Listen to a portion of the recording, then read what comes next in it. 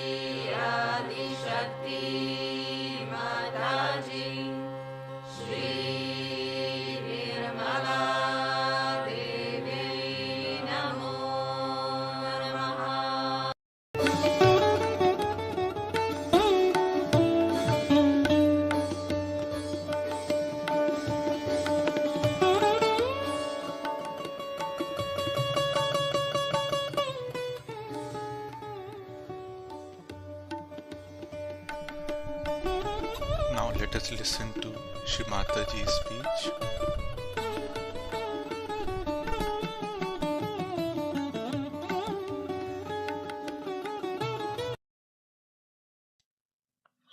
Today we have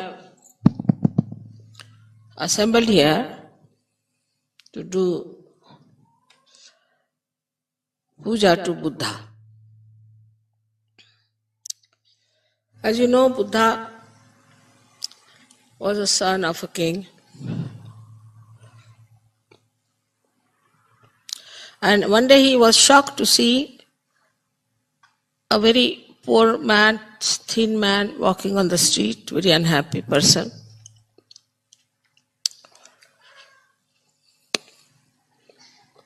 And he felt very sad about it. Then he saw one person who was very sick and about to die. Then he saw a man who was dead, and people were carrying him to the cremation ground. This all upset him very much. And he started thinking about it and seeking what is the reason for all these happenings in human beings. Firstly, why do they become so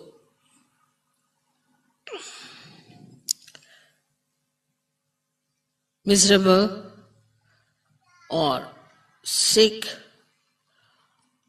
or why do they die so miserably?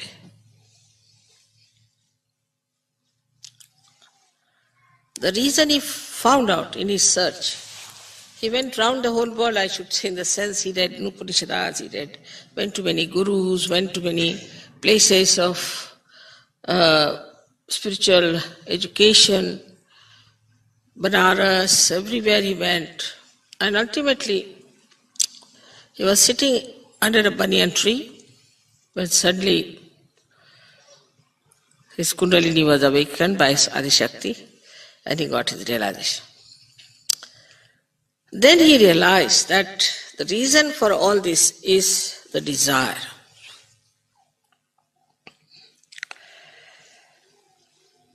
In Sahaja Yoga, we have now understood that all other desires are not pure desires. Firstly, whatever desires are fulfilled, we are not satisfied by it, first thing. And secondly, all these desires have a repercussion.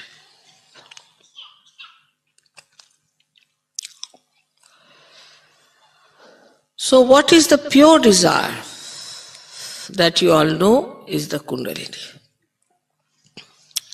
Kundalini is the power of pure desire which fulfills your pure desire to be the spirit, to be Buddha, to be enlightened.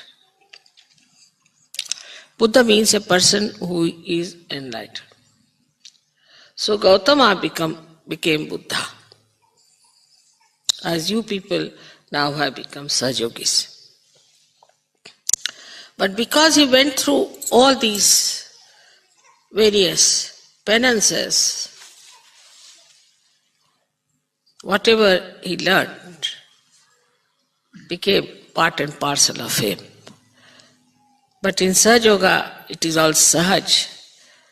So we always conclude everything that this is after all Sahaj. And when we try to work out anything, we always say, oh, it will work out spontaneously, it's all right, Mother will do for us. This is a common feeling with Sahaja.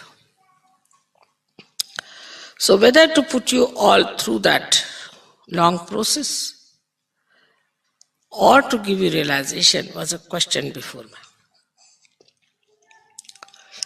Because in these days of confusion, there cannot be much time to put you through all which Buddha had gone, and he was one individual. I had to put all of you. That would have been very difficult. I don't know how many would have sustained it. Most of them would have dropped out halfway, or maybe quarter of the way. So, it was done in a sahaj manner. You did not have to sit in a banyan tree. Ultimately, you got your realization. Your Kundalini was awakened, and you got your enlightenment. But that enlightenment which settled in Buddha is not settled in us because our chakras were not cleansed as he had cleansed his chakras. We had the same body, the same mind, and the same attitude when we got realization. As we were looking at the house of God, still we are looking at the house of God, but you have entered inside the house and you have to look out from the windows. This you forget. And though we are sitting now on a hilltop, out of all the congestion and all the traffic, still you see a car, you get frightened. You don't know you are sitting on top of a hill where your mother has put you nicely. And that is how you try to behave. When I get reports about Sahaja Yogis, I'm quite amazed that they do not know that they are realized souls now.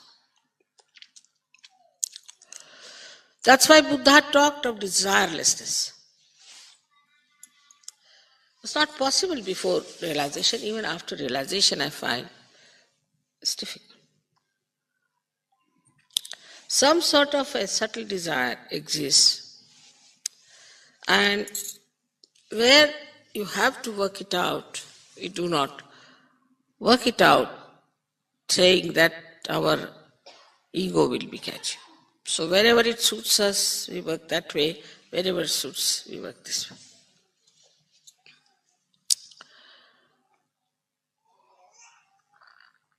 The solution of the whole thing is one, which I found out myself, was this, that it's a collective happening. A person who is an individual can never get over his ego. Individualistic person cannot get over his ego. The one who lives individually, wants to enjoy everything individually, can never get over his ego because you have not gone through all that penances. Or else, if you are an individual, then you better go through all these penances and then come back. So the solution is to wash all our chakras, cleanse our life in the collective. And this is what was the solution of the problem of ego. Formerly, everything worked out individually. Like that, to go to Himalayas, take some guru, then the guru will throw him out, then he'll go to another guru, then work there, then he'll throw it out. Then next life he'll be born again he'll be thrown out. Ultimately, if one guru accepts, all right, well, he's beaten up, he's tortured, he's cheated everywhere, hanged up, pressed down. And then, ultimately, if any guru gets nearer to any one individual, he would give him realization. This was the situation. But in Sahaja Yoga, the door is open, anybody can come in. Anybody. Get your realization. Because I have faith in collectivity. This collective life will definitely give you what Buddha got through his individual efforts. But there also we fail, that we do not know how to be collective. Individualism is all the time around us. In every way, we think of individuals. Wherever collectivity has worked, Sahaja Yoga has prospered. And wherever it has not worked, there has been a problem. So it is very important that we should look at ourselves and see for ourselves and see how much collective we are. Do you enjoy collectivity or not? Are you aiming at collectivity or not? As soon as I thought of this Kabela place you have seen, and I thought that I'll make a little ashram there near the river for you. Immediately people said, Mother, is it all right if we buy our own houses here? Immediately. Then what is the purpose?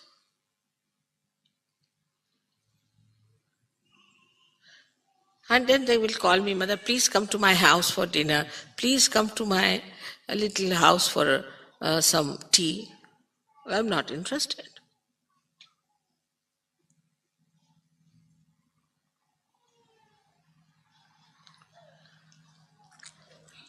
So in Sahaja Yoga, unless and until you really become collective in every sense, you cannot ascend and you cannot wash yourself, you cannot cleanse yourself. This point he did not say, but in a way he did say, because he has said, Buddham Sharanam Gacchami.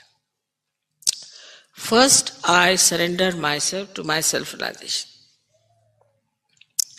Then he said, Dhammam Sharanam Gacchami, means the dharma in me, I myself surrender to that dharma. That is spirituality. And thirdly, he said,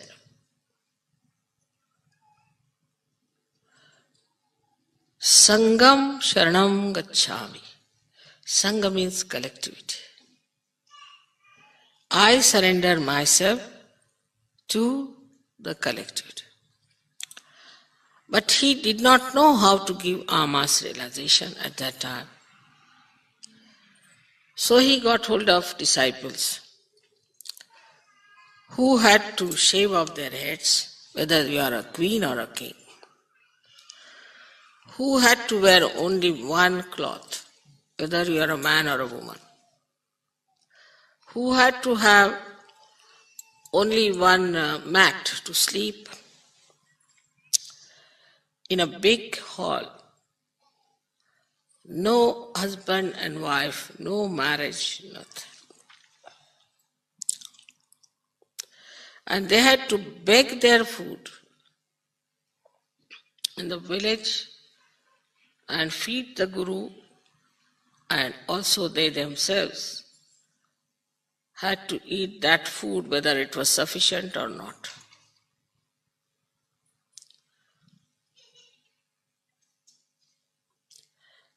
That is not in Sahaja Yoga. Everything is enjoyable in Sahaja Yoga from the very beginning.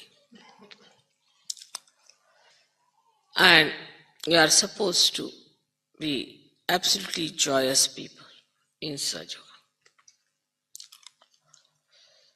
That is there. But the joy of the collectivity, if you do not know how to enjoy, then you cannot ascend. Because there's no other way out. What is the other penance? For some people, even collectivity is a penance till they start enjoying it. And they are very troublesome. This is not good, very critical.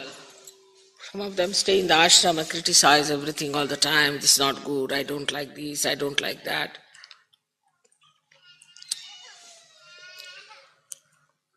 So here, in complete awareness, I mean, you cannot be mesmerized. If you are mesmerized, then you can live whatever way you like. But in complete awareness and full understanding, we have to become collective.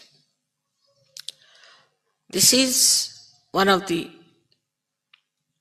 solutions for our cleansing.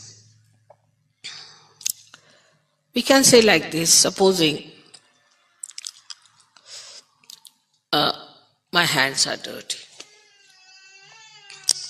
So I go to one tap and I find this one drop coming. So can't wash. So I go to another place, there's no water.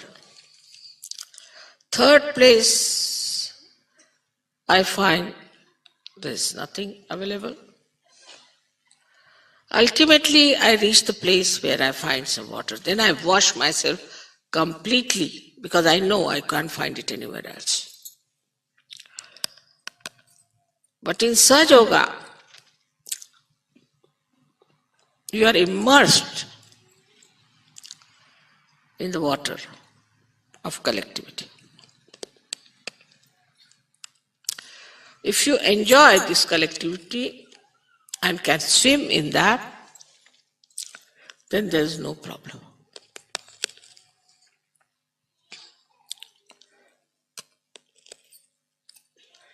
Buddha, as you know, is working on our right side, on our Agya.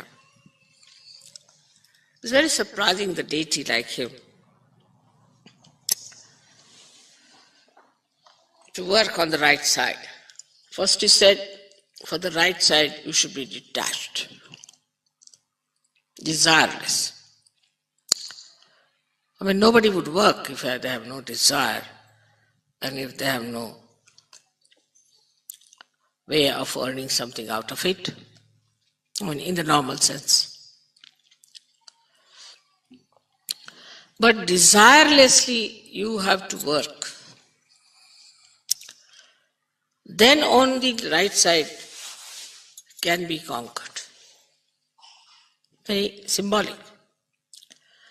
Normally the right-sided people are extremely thin, but Buddha is very fat. Normally the right-sided people are extremely serious, very serious. Even if you tickle them, they won't laugh. But Buddha is laughing all the time with his both hands and enjoying himself. See the contrast.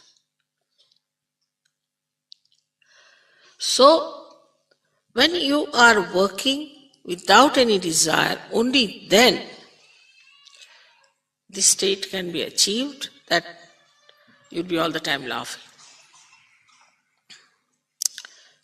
But those who feel that we are doing this work with certain desire, I mean, some are very low level people, want to make money, some this, that nonsense, that goes on. But it becomes even subtler and subtler and subtler. As you become subtler, the desires start becoming subtler and subtler and subtler. And if you are not careful, it just comes up.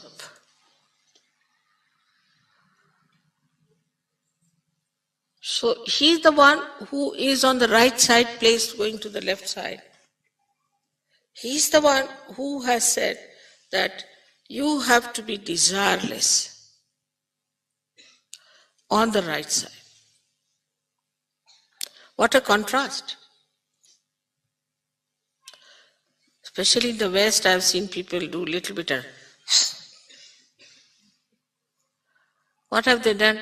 I lifted that spoon. With the spoon they sit down. And they are surprised to see me that I am not tired. But I don't do anything. I have no desires. Actually, I never do anything. I am just nishkriya, I am just doing nothing.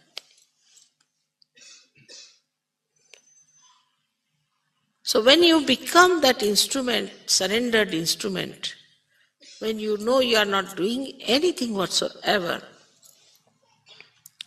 then on the right side, you achieve mastery.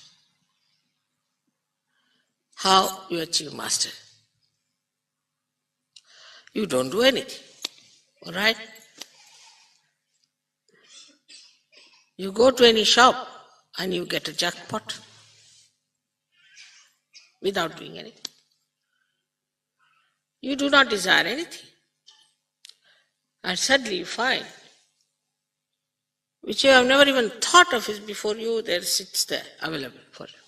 Just have it.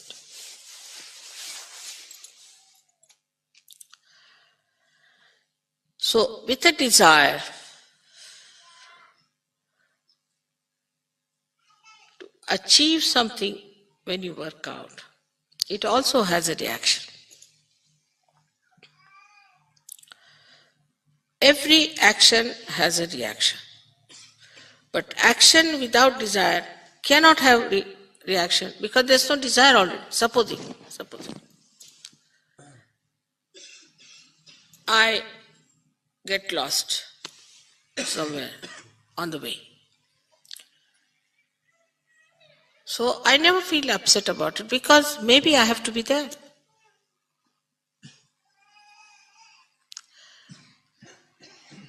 Supposing I want to I have to buy some, say, like a castle, take it like that. So people I have to buy, you see, that's different than desiring. I mean, it also came in my neck suddenly. I just said that I have to live in Italy, so must buy a house. They showed me a castle. And this turned out to be no good. All right, doesn't matter.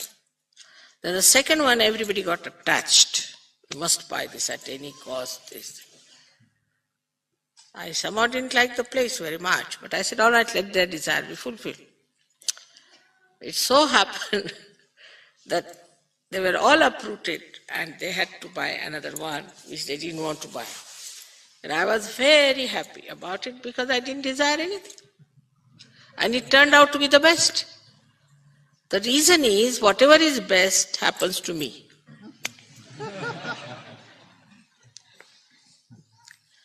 So whatever happens to me, I know is the best. Is all for my good. Is for the good of Sahaja Yoga. Now anybody criticizes Sahaja Yoga is very, very good, excellent. Like in India, first of all, there was a magazine where Rajneesh used someone to speak against me. But that lady had stolen some of my photographs and had given the photographs as well. And everybody in my family was so angry, my brothers, my husband, they wanted to sue the paper. I said, I don't like this idea of suing the paper or anything. So when we had the first program in Delhi, it was so overcrowded that I could not even take my car inside. So the outside also was filled. And they had to put loudspeakers outside the hall.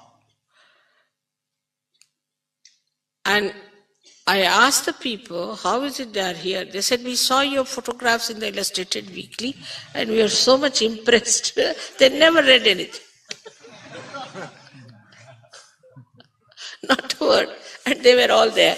One of them is Harsh, and so many of them have come from there. Just seeing the photograph. So if she had stolen the photograph, it was for our good. And normally we would have paid a lot of money to publish something. Without paying any money, it was there.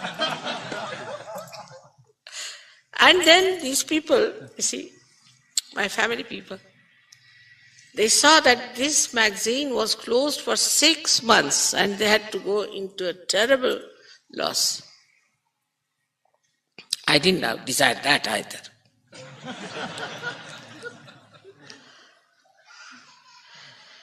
When you are desireless, you are happy because you are never disappointed. You are never nervous. So, to be desireless doesn't mean that you become something absurd or ascetic or anything like that. But not to expect something. If I do like this, then this will happen. If I do like this, that will. Not to worry. Do what you want to do. One thing you should know, that nothing bad can happen to you. And something bad is happening, that's something wrong. I'll tell you another thing. This time, first time I fell down a little bit, not much. So they said you can't go out of the house at all, you cannot move out because it's raining and you will develop arthritis. I can never develop anything like that, but doesn't matter. So I was made to stay in the house and I wrote this book in that. It was nice, I fell down. Otherwise, they would have said, come here, come, all my family was there for a holiday. Thank God. I got these 4 or 5 days, I wrote this book. So make the best of all disappointments. If there is a disappointment, just smile at it. I know it is for your good to discover something new, to find out something better. But the conditioning is so strong. That's why I say be in the collective. Now, for example, we have Indians, we have got French, we have this, that, and all that. All their conditions are around them. Still. For Indians must have Indian food wherever they go. It's a very difficult situation. That way you people are better. You eat every sort of, even you eat wretched Indian food. I don't like very much Indian food myself. It's not very nourishing. It's more tasty, but not nourishing. But you don't mind eating any food whatsoever. That's a good thing about it. But your desires are another, little different, which you know very well, I need not tell you.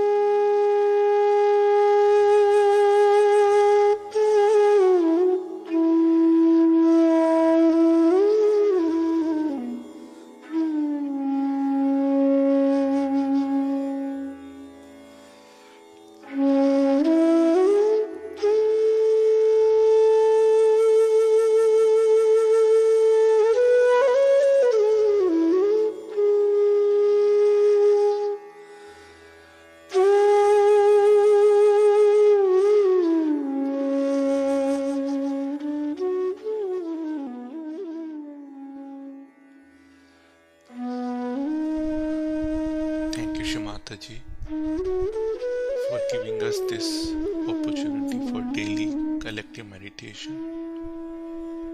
Thank you very much. Jai Shri Mataji. Let's bow down to Shri Mataji, raise our Mother Kundalini and put Bandhan.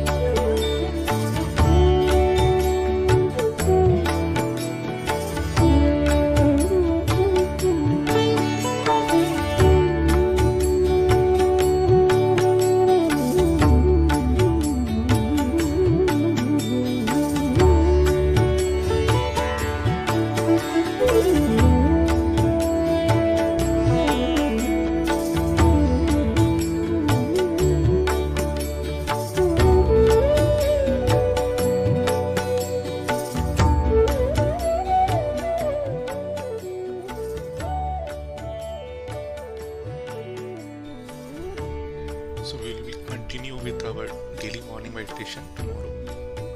Now we are closing the stream. Jai Shri Mataji.